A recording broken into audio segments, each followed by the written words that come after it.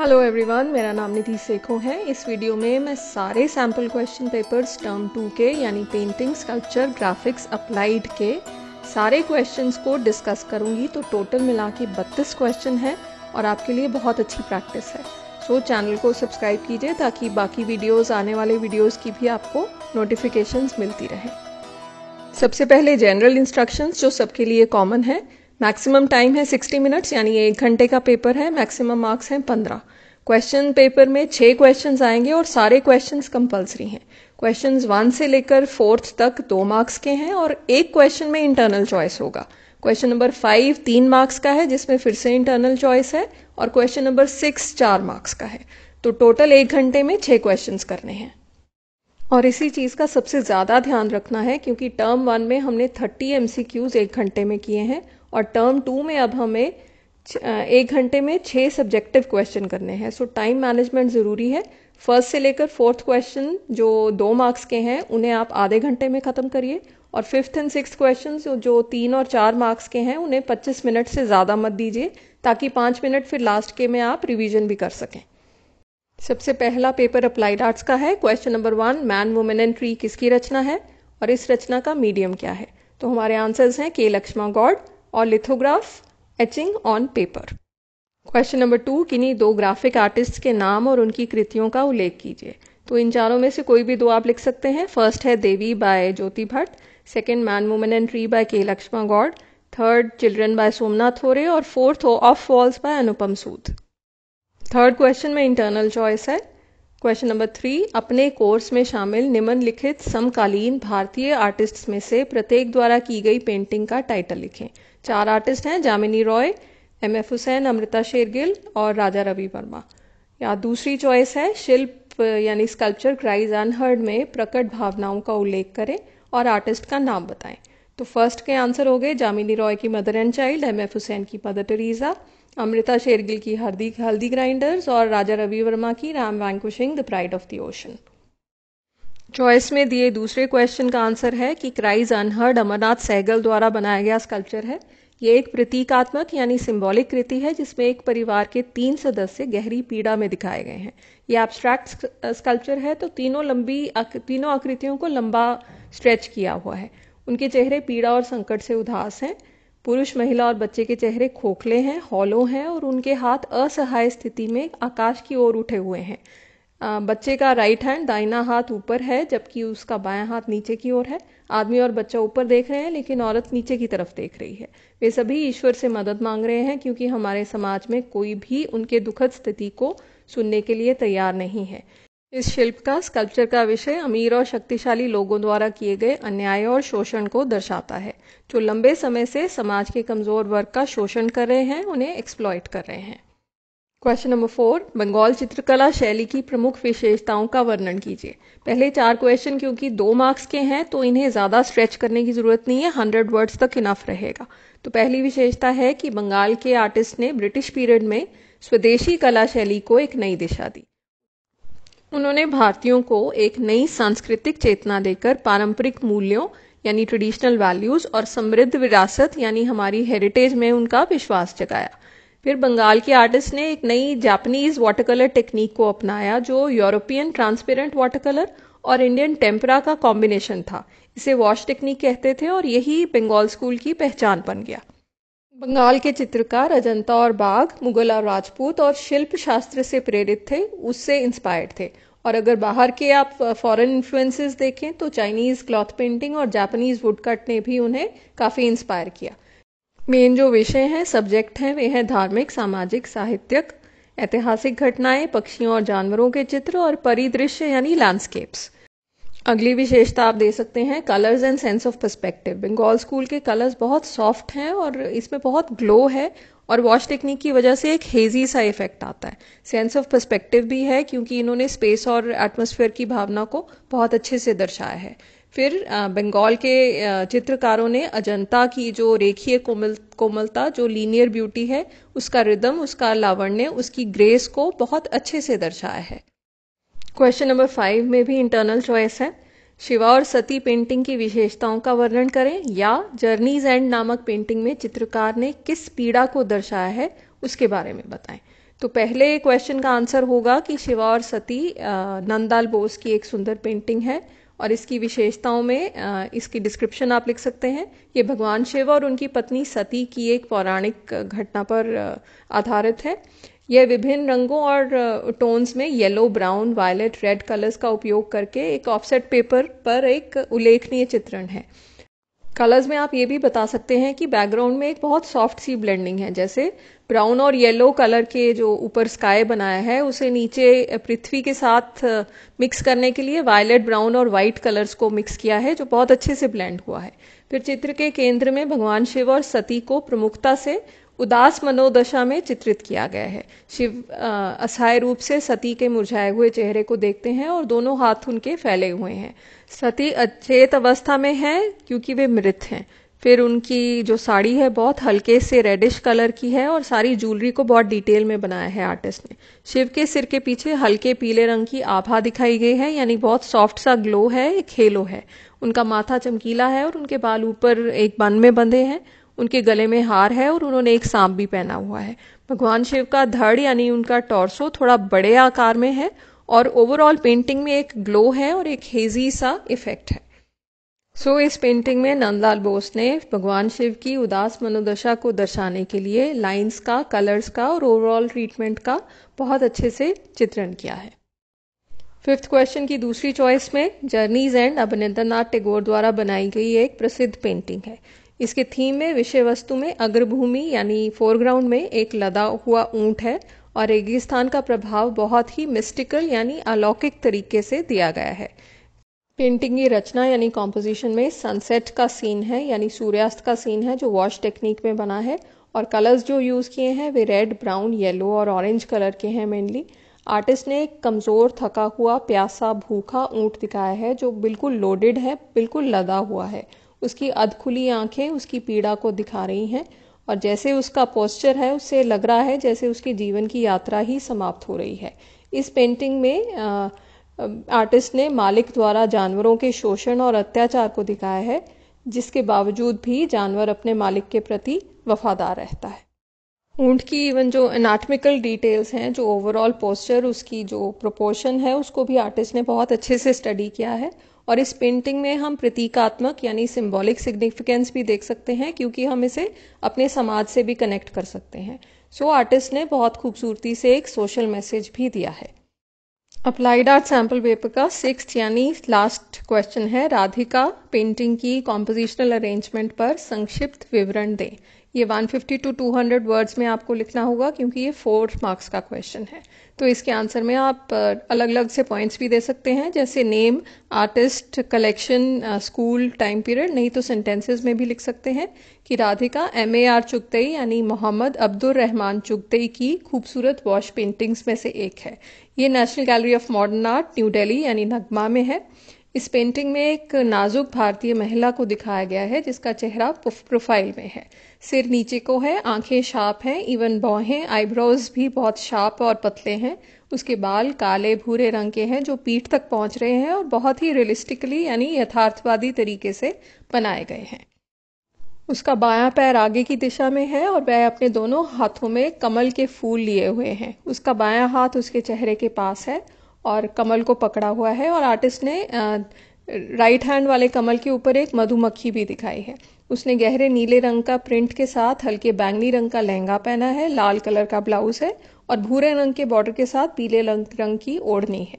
Artist ने महिला के कहनों का भी एक एक विवरण दिया है और उसे खूबसूरती से चित्रित किया है। उसके दोनों हाथों में चूड़ियां हैं, इवन जो नेकलेसेस हैं उन्हें अलग अलग लेंथ्स में पेंडेंट के साथ बहुत डिटेल में बनाया है। पृष्ठभूमि में एक लैम्पशेड के साथ एक दीपक चित्रित किया गया है जो बिल्कुल शाही सुनहरे दीपक की तरह दिखता है। हम लौ के जलते हुए धुएं को भी स्पष्ट रूप से देख सकते हैं।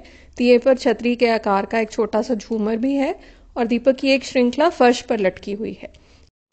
रेड, येलो और ब्राउन कलर्स के ब्लेंड से पृष्ठभूमि यानी बैकग्राउंड को बहुत सुंदर बनाया गया है और पूरी रचना अपने लयबद्ध रूप यानी ओवरऑल रिदमिक और कर्व्ड लाइंस के कारण बहुत ही सुंदर लग रही है।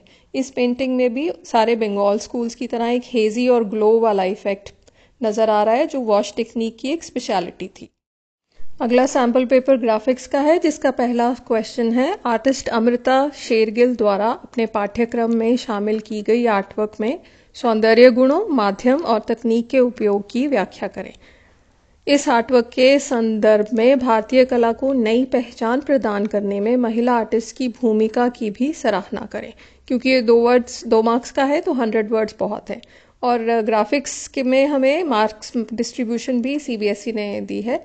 तो आर्टवर्क का नाम हाफ मार्क्स का है, माध्यम और तकनीक हाफ मार्क, सौंदर्य गुणों का विवरण यानी एस्थेटिक क्वालिटीज का विवरण हाफ मार्क, और महिला और आर्टिस्ट और अमृता शेरगिल की भूमिका का वर्णन भी हाफ मार्क्स का है। तो टाइटल है हल्दी ग्राइंडर्स, मीडियम और टेक्निक है ऑयल ऑन कैनवस, और ये मॉडर्न ट्रेंड्स की पेंटिंग है। इस पेंटिंग में ग्रामीण दृश्य यानी रूरल सीन दिखाया है, जिसमें आम महिलाओं के जीवन को चित्रित किया है। इस पेंटिंग की अग्रभूमि में हम 2 पेड़ों के मोटे तने देख सकते हैं, जिससे एक तना का फ्रेम बन रहा है, और पीछे ग्रुप ऑफ वुमेन है।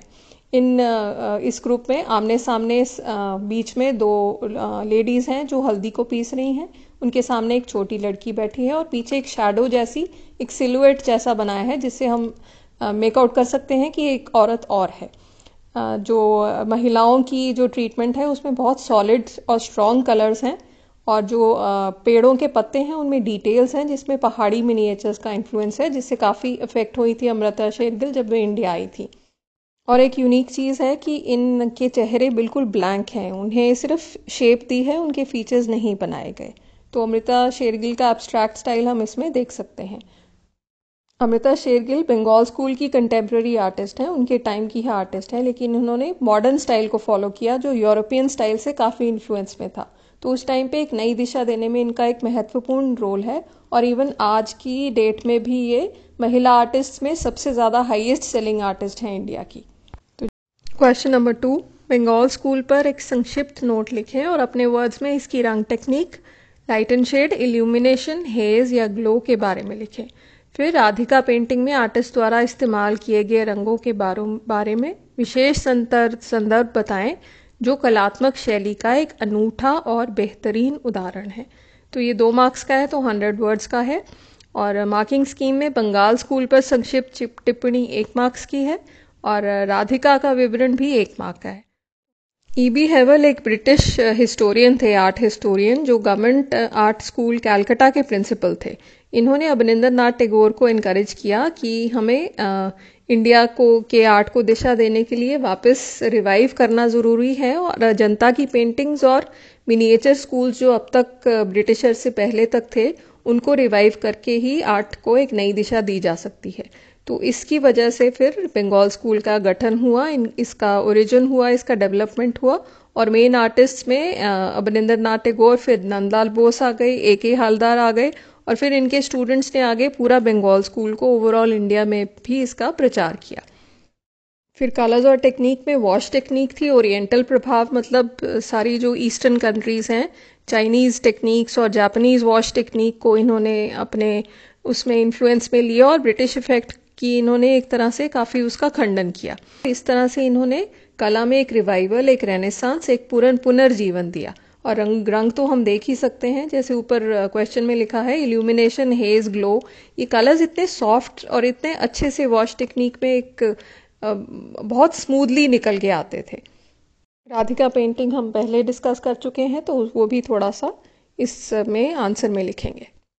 क्वेश्चन नंबर 3, शिल्प की जो 3 डायमेंशनैलिटी होती है वो प्राकृतिक परिवेश यानी नेचुरल सराउंडिंग्स के सहयोग से और निखर के आती है। संथाल फैमिली और ट्रायम्फ ऑफ लेबर इस कथन को सही ठहराते हैं। अपने वर्ड्स में दोनों स्कल्पचर्स शिल्प के कलात्मक गुणों की तुलना करें। तो ये 2 मार्क्स का क्वेश्चन है, तो 100 वर्ड्स हमें लिखने हैं आंसर में। तो मार्किंग स्कीम है कि इसका शिल्पकला का विवरण संथाल परिवार का 1 मार्क्स का, और ट्रायम्फ ऑफ लेबर का 1 मार्क का। तो पहला ट्रायम्फ ऑफ लेबर टीपी राय चौधरी का स्कल्पचर है, जिसे उन्होंने 1959 में मरीना बीच चेन्नई में ये इंस्टॉल हो गया था। इसका मीडियम ब्रॉन्ज है, और संथाल फैमिली रामकिनिकर बैज ने बनाया है, जो 1937 में बना था। इसका मीडियम है सीमेंट और कंक्रीट, और ये कला भवन के कंपाउंड में शांति निकेतन में ही रखा गया है। और ये दोनों ओपन एयर स्कल्पचर्स हैं, लेकिन इनका अगर आप कलात्मक गुणों की तुलना करें तो पहला बिल्कुल रियलिस्टिक स्कल्पचर है और दूसरे में थोड़ी सी एब्स्ट्रैक्शन है, थोड़ा मॉडर्न आपको टच नज़र आता है। दोनों स्कल्पचर्स ही पब्लिक आर्ट की कैटेगरी में आते हैं क्योंकि इन्हें देखने के लिए म्यूज़ियम जाने की ज़रूरत नहीं है। ये आम जनता भी आसानी से देख सकती है क्योंकि ये आम जगह पर पब्लिक प्लेस पर बने हुए हैं। तो पहले स्कल्पचर में 4 मजदूर 2 लकड़ी की लट्ठों की सहायता से एक बड़े पत्थर को हिलाने की कोशिश कर रहे हैं। इनका एफर्ट एक जॉइंट एफर्ट है और पूरी अपनी ताकत से ये इस पत्थर को हिलाने की कोशिश कर रहे हैं, जिसकी वजह से पूरे इनके हाव भाव एक एक मांसपेशियों की अच्छे से स्टडी करके इस पूरी एक्टिविटी को बहुत अच्छे से दिखाया है आर्टिस्ट ने। संथाल फैमिली में ह्यूमन फिगर्स की प्रोपोर्शन थोड़ी लार्जर देन लाइफ है। ये नॉर्मल जैसे लोग हैं उससे थोड़े लंबे दिखाए हैं और ये एक ट्राइबल फैमिली है जो एक जगह से दूसरी जगह की तरफ पलायन करती है ताकि अपनी रोजी रोटी कमा सकें। तो जो भी इनका छोटा मोटा इनके पास सामान है और अपनी पूरी फैमिली और एक पालतू कुत्ते के साथ ये एक से दूसरी जगह जा रहे हैं। तो ओवरऑल इस चीज़ को भी बहुत अच्छे से डिपिक्ट किया राम की निकर बैच ने। दोनों ही ग्रुप स्कल्पचर्स में यूनिटी है और अपने सब्जेक्ट को इन्होंने बहुत अच्छे से दर्शाया है। फोर्थ क्वेश्चन में इंटरनल चॉइस है। निम्नलिखित के संदर्भ में भारतीय राष्ट्रीय ध्वज की उत्पत्ति और विकास पर एक संक्षिप्त नोट लिखें। जिसमें सबसे पहले है इसके रंगों का महत्व पर प्रकाश डालिए, तिरंगे की प्रतीकात्मक व्याख्या कीजिए। और दूसरा है अशोक चक्र और हमारे ध्वज में प्रयुक्त 24 स्पोक्स का, उसकी जो तीलियां हैं उनका महत्व। तो 2 मार्क्स का 100 वर्ड्स का हुआ। मार्किंग स्कीम में ध्वज की उत्पत्ति और विकास 1 मार्क का है और तिरंगे और अशोक चक्र का महत्व भी 1 मार्क का है। तो इसमें मेन पॉइंट्स में हमारे झंडे का जो विकास हुआ, जो पहले 1906 और फिर 1921 में जो तिरंगे वो जो ध्वज आए उनकी थोड़ी सी व्याख्या करेंगे। ऊपर वाले में फर्स्ट में 3 स्ट्राइप्स में ग्रीन, येलो और रेड था। ऊपर 8 लोटस थे, बीच में वंदे मातरम और सबसे नीचे वाले में लेफ्ट पे चांद और राइट पे सूरज था। फिर बीच वाले में फिर से 3 स्ट्राइप्स थी, वाइट, ग्रीन और रेड और बीच में चरखा आ गया। फिर जो फाइनल ध्वज था उसमें जो अब का प्रेजेंट ध्वज है उसमें हम सब जानते हैं सैफरन, वाइट, ग्रीन, बीच में अशोक चक्र। उसके बाद जो रंगों का महत्व है, ऊपर का जो सैफरन है वो साहस और बलिदान का प्रतीक है। सफेद रंग सत्य और शांति के लिए है। हरे रंग में विश्वास, शौर्य और धरती के उपजाऊपन को दिखाया है। जो ब्लू कलर है वो स्काई और ओशन से लिया है और जो बीच का अशोक चक्र है उसकी 24 तीलियां 24 घंटे दिन के उस सारे दिन में कार्यरत रहने के लिए हमें इंस्पायर करती हैं। ध्वज की रेशो अगर पूछी जाए तो 2/3 है, यानी कि 2 वर्टिकल और 3 हॉरिजॉन्टल में इसकी रेशो रखना ज़रूरी है, ये कंपल्सरी रूल है। फिर क्वेश्चन 4 की जो सेकंड चॉइस है, भारतीय आर्टिस्ट ने अपने आर्टवर्क्स के माध्यम से हमारी आज़ादी की लड़ाई के दौरान जनता में राष्ट्रवाद की भावना को कैसे पैदा या प्रेरित किया। स्वतंत्रता के समय भारतीय कला के पुनरुद्धार यानी रिवाइवल पर भी अपनी राय दें। फिर मास्टर आर्टिस्ट राजा रवि वर्मा द्वारा भारतीय विषयों के उपयोग और भारतीय कला को आम लोगों से जोड़ने के संदर्भ में अपने उत्तर की पुष्टि करें। तो 2 मार्क्स का 100 वर्ड्स का क्वेश्चन है, तो ज़्यादा उसे खींचना नहीं है। ये जो आपको मेन इमेजेस दिख रही हैं बस इन्हीं को थोड़ा सा एक्सप्लेन कर देंगे। तो इसकी मार्किंग स्कीम है भारतीय संग्राम में भारतीय आर्टिस्ट की भूमिका 1 मार्क्स की और रवि वर्मा की पेंटिंग और आर्टवर्क्स के विवरण को भी 1 मार्क में लिखना है। सबसे पहले अवनिंद्रनाथ टैगोर की भारत माता, जिन्हें बंगाली स्टाइल साड़ी में चित्रित किया है और इनकी जो 4 बाजुएं हैं उसमें एक में कपड़ा, जो प्रतीक है कि हम अपना कपड़ा खुद बनाते हैं, सेल्फ इंडिपेंडेंस का। फिर जो बुक है वो प्रतीक बनती है वेदों की और हमारी एजुकेशन की। जो माला है, जो रोजरी बीड्स हैं, वो दिखाते हैं कि हमें अपनी स्पिरिचुअलिटी से भी संबंधित रहना है। और फिर जो पैडी का क्लस्टर है, जो राइस के वो पकड़े हुए हैं प्लांटेशन, उसका मतलब है कि एग्रीकल्चर में भी हम सदैव ही आगे रहें। तो ये भारत माता एक ओवरऑल प्रतीक बन गया हमारी इकोनॉमी का और हमारी डेवलपमेंट का। फिर जो सेकंड है Gandhi walking with a staff, ये नंदलाल बोस का लीनो कट, ये तो नॉन वायलेंस मूवमेंट का प्रतीक सिंबल ही बन गया था। फिर नीचे जो आपको 3 नजर आ रहे हैं, ये कुछ हरिपुरा कांग्रेस अधिवेशन के पोस्टर्स हैं जो पंडाल में लगाए जाते थे और ये कनेक्शन नंदलाल बोस और गांधी जी का काफी लंबे समय तक रहा। हर पंडाल में ये कुछ ना कुछ इस तरह से कॉमन लोगों से जोड़ के इस मूवमेंट में उनको कनेक्ट करते रहे। जैसे इन्होंने सब्जेक्ट्स लिए, बीच में हंटर्स, फार्मर्स, मैन, विमेन, सबको लेके इन्होंने कॉमन लोगों के साथ ही कनेक्ट किया।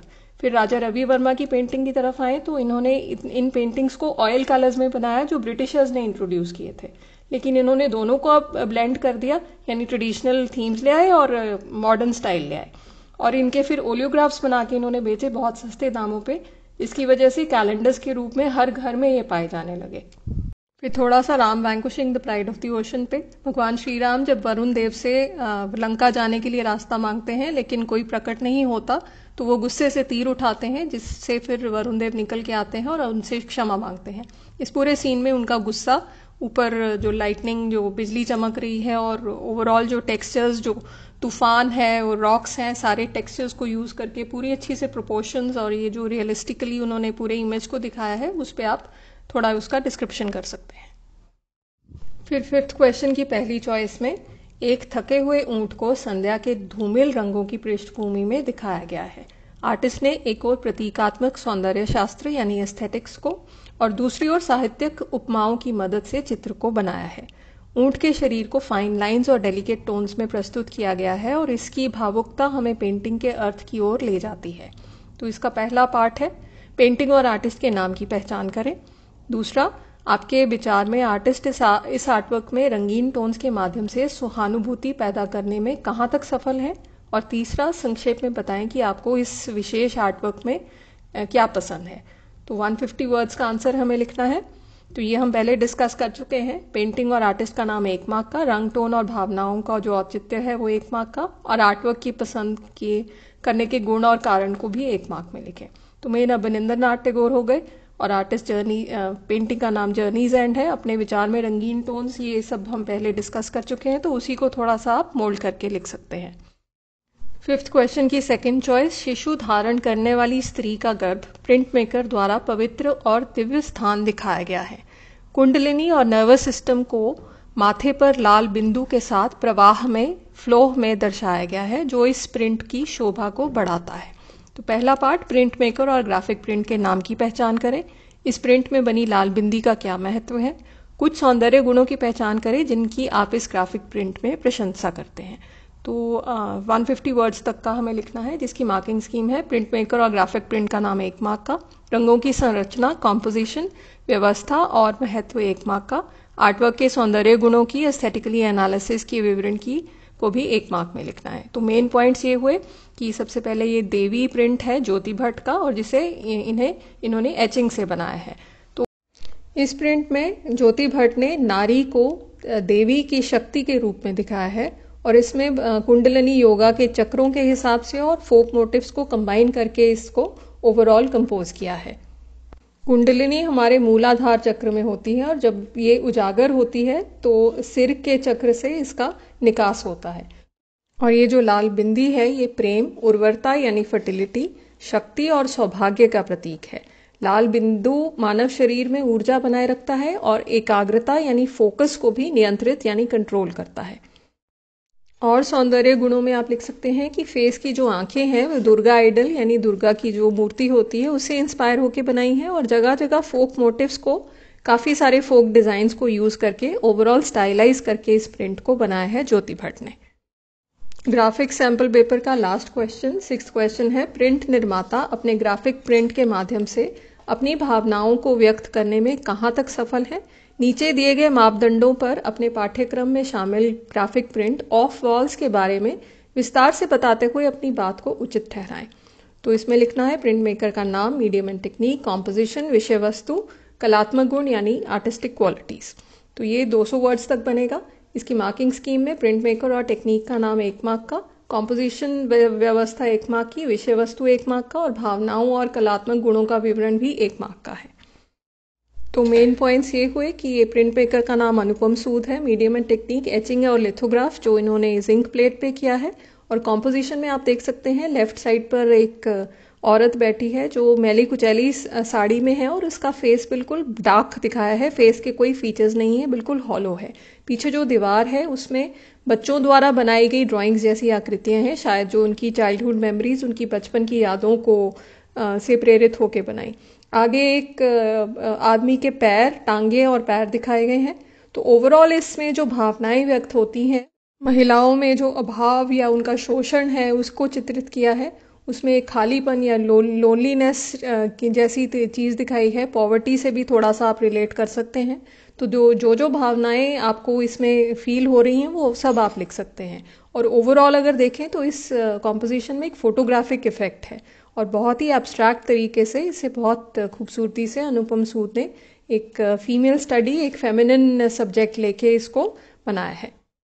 अब नेक्स्ट सैम्पल पेपर है पेंटिंग का, जिसमें पहला क्वेश्चन है, दो प्रसिद्ध शिल्पकारों और उनके शिल्प यानी स्कल्पचर्स के नाम बताइए जो भारत में गरीब लोगों की स्थिति को दर्शाते हैं।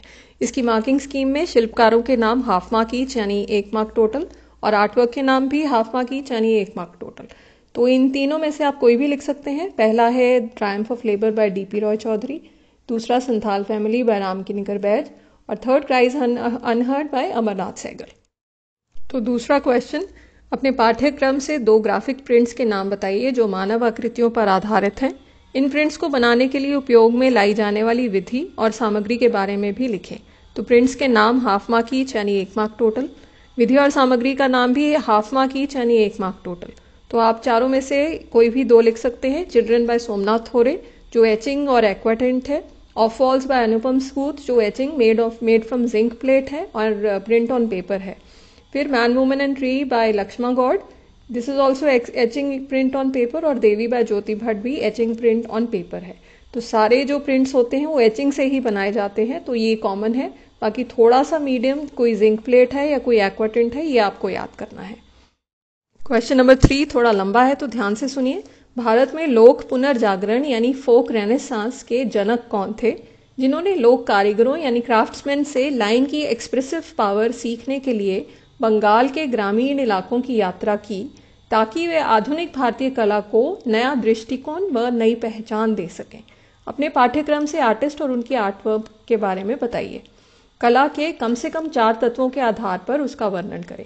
तो 100 वर्ड्स में हमें मार्किंग स्कीम है।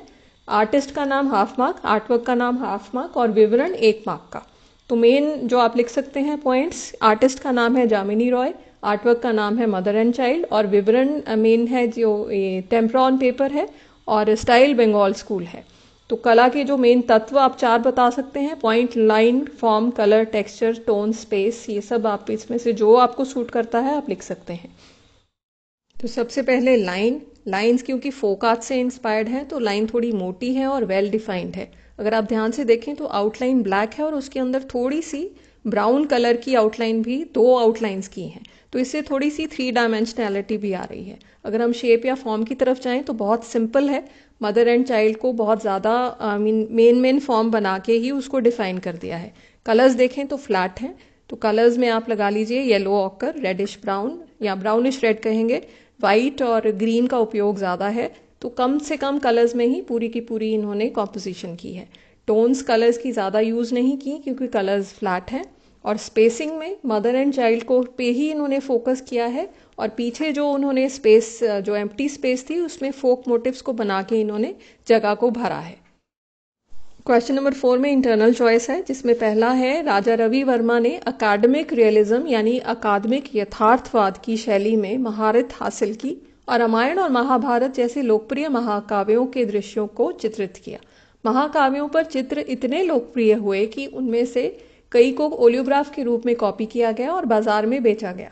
इस प्रकार रवि वर्मा की कला ने लोगों के घरों में कैलेंडर छवियों के रूप में प्रवेश किया। अब इसकी संरचना व्यवस्था यानी कॉम्पोजिशनल अरेंजमेंट के आधार पर अपने पाठ्यक्रम से इस पेंटिंग की सराहना करें, जो आपको लगभग 100 वर्ड्स में करनी है। तो आर्टवर्क का नाम हाफ मार्क, आर्टवर्क का विवरण 1.5 मार्क। तो मेन पॉइंट्स ये हम पहले कर चुके हैं। ऑयल ऑन कैनवस है और माइथोलॉजिकल फिगर्स पर ये आधारित है। तो बाकी आप अगर प्रिंसिपल्स जो दिए हैं मार्किंग स्कीम में, संतुलन यानी बैलेंस, ओवरऑल ये फिगर्स को बहुत अच्छे से बैलेंस किया है। लेफ्ट पे जो टॉल फिगर है लॉर्ड राम की, उसको राइट में 3 छोटी फिगर्स के साथ पीछे बैलेंस किया है।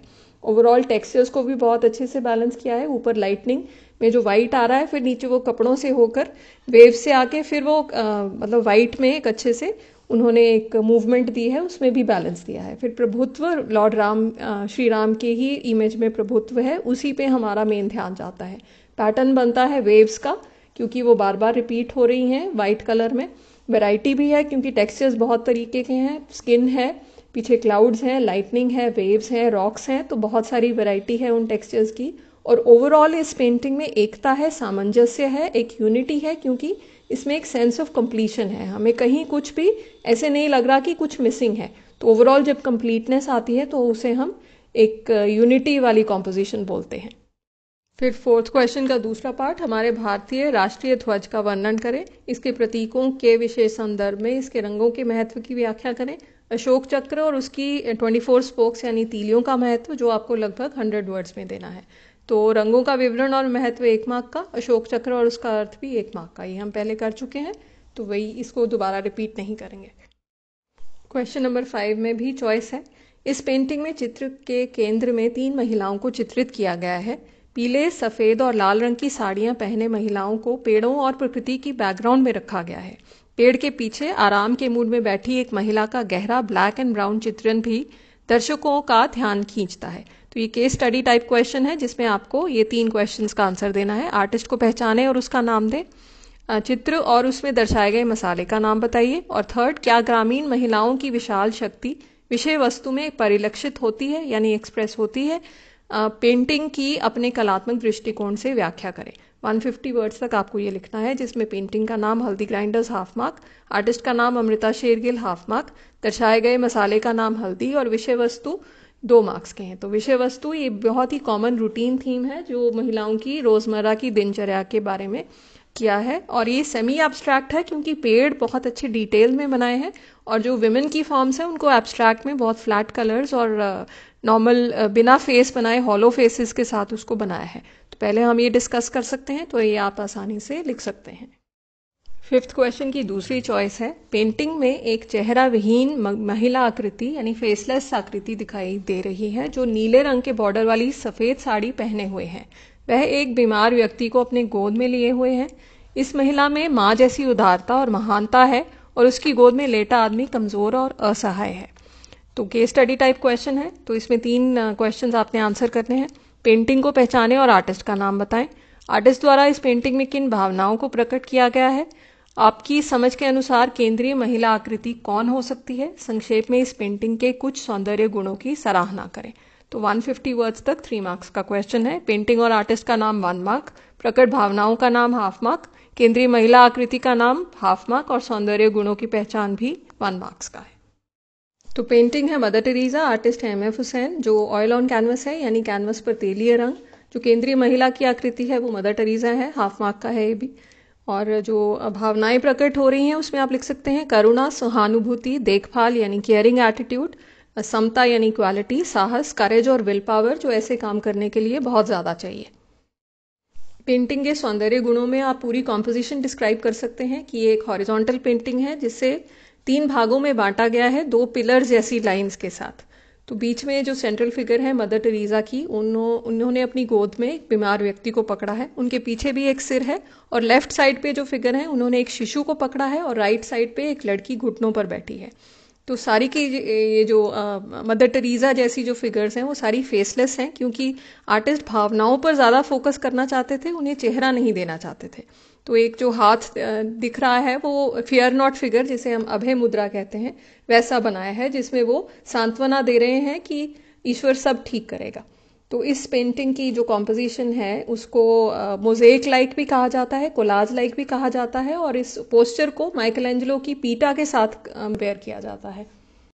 तो क्यूबिस्ट स्टाइल में एब्स्ट्रैक्ट में बहुत ही लिमिटेड रंगों के साथ बनी इस पेंटिंग को MF हुसैन, जिन्हें पिकासो ऑफ इंडिया का नाम दिया गया है, उन्होंने बहुत ही खूबसूरती से बनाया है।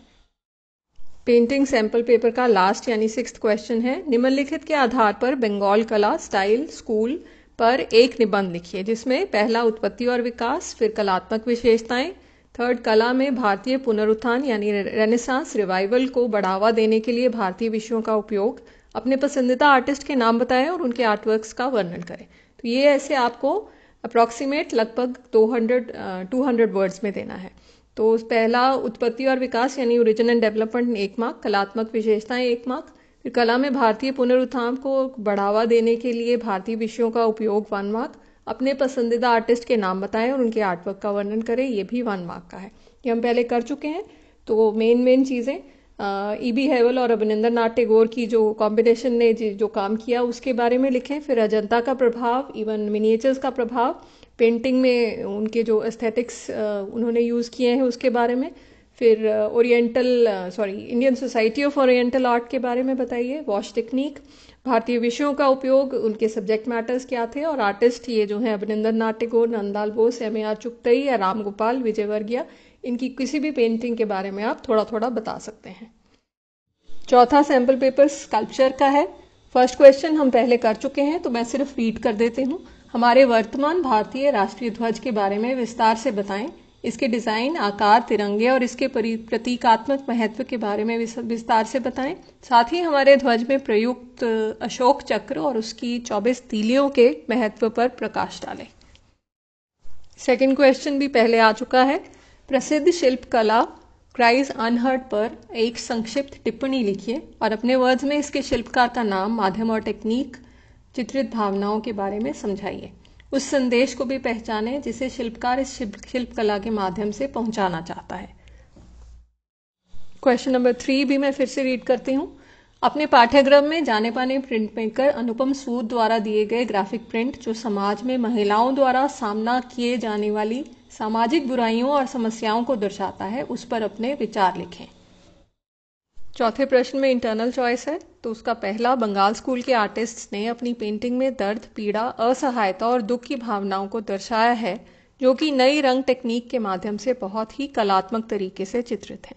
बंगाल स्कूल से अपने पाठ्यक्रम में शामिल पेंटिंग को पहचानें, आर्टिस्ट का नाम, मीडियम और टेक्निक और आर्टवर्क की संरचना व्यवस्था यानी कॉम्पोजिशनल अरेंजमेंट का वर्णन करें। तो 100 वर्ड्स तक। पेंटिंग और आर्टिस्ट का नाम 1 मार्क, इसकी कॉम्पोजिशन, मीडियम एंड टेक्निक के बारे में विवरण 1 मार्क का है। तो journeys and bye Avninder Nath Tagore और शिवान सती बाय नंदलाल बोस में से आप किसी भी पेंटिंग के बारे में इसमें लिख सकते हैं।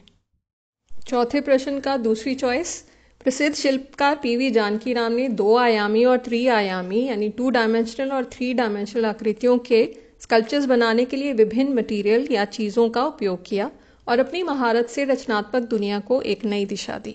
अपने पाठ्यक्रम से उनके द्वारा बनाई गई शिल्प का नाम, प्रयुक्त माध्यम और टेक्निक, इस शिल्पकला के कलात्मक गुणों पर प्रकाश डालिए। तो 100 वर्ड्स तक आपको लिखना है जिसमें शिल्प का नाम और माध्यम 1 मार्क का है, टेक्निक और कलात्मक गुणों का विवरण भी 1 मार्क का है।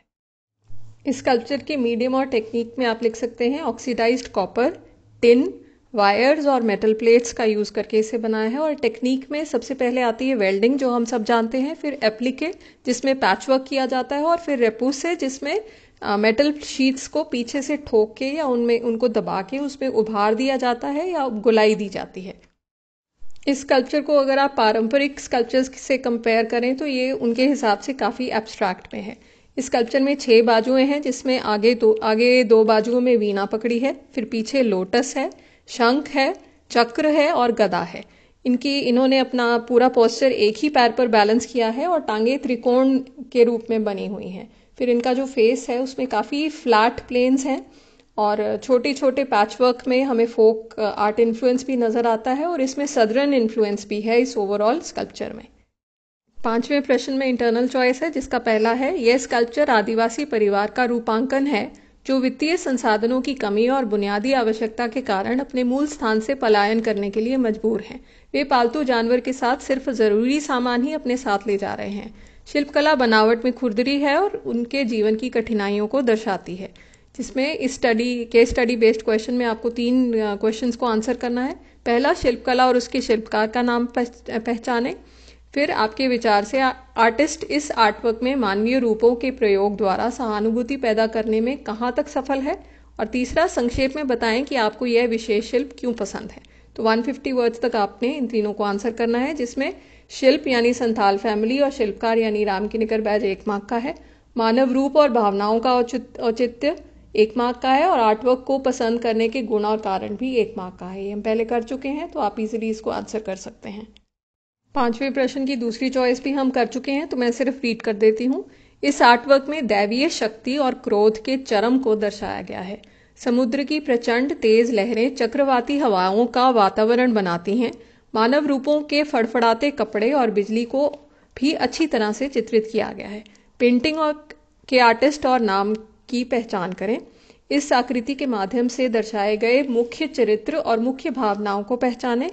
इस पेंटिंग के कुछ सौंदर्य गुणों की भी पहचान करें। 150 वर्ड्स तक आपको तीनों क्वेश्चन आंसर करने हैं, जिसमें Ram vanquishing the pride of the ocean by Ravi Varma 1 mark का है। मुख्य आकृति श्री राम की और चित्रित भाव का विवरण जो बहुत इन्होंने गुस्से को दिखाया है वो 1 मार्क का है।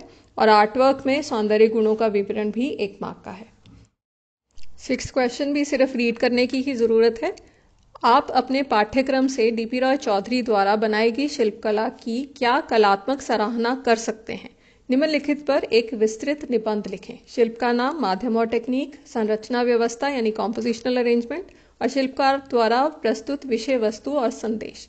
तो ये पूरा का पूरा इससे आपको 200 वर्ड्स में लिखना है। शिल्प का नाम ट्रायम्फ ऑफ लेबर, माध्यम और टेक्निक ब्रॉन्ज में बना है 1 मार्क का। तो कॉम्पोजिशनल अरेंजमेंट, विषय और संदेश ये सब 1-1 मार्क के हैं। मार्किंग स्कीम के हिसाब से अपने पॉइंट ज़रूर बनाएं और बाकी को पैराग्राफ फॉर्म में लिखें।